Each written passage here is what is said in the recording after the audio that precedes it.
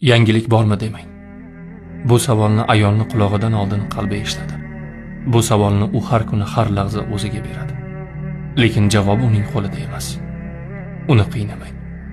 Voy falonchi farzandli bo'ldi deyishdan sizga nima naf?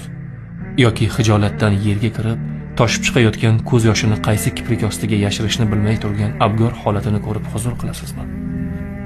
Doktorga bordingmi? Eringiz ham sog'lommi? Necha yil bo'ldi to'yingizga? Balkim eskicha qilish kerakdir degan safsatalarni bas qiling. Robbim yozgan taqdirni muhokama qilish ishi sizga qolgani yo'q. Qanchadan qancha shifokorlar u tabiblar ostonasida turib, son-sanoqsiz dorilar va muolajalar jarayonini boshidan kechirganini, har oy yaxshi yangilik ilinjida doktor eshigi oldida sarg'ayib, qalbi ado bo'layotganini siz bilmaysiz. Oling, niyat qiling kelin deb qo'liga chaqaloq tutqazmang. Ezilib qon bo'lgan yuragini battar g'ijimlamang uni.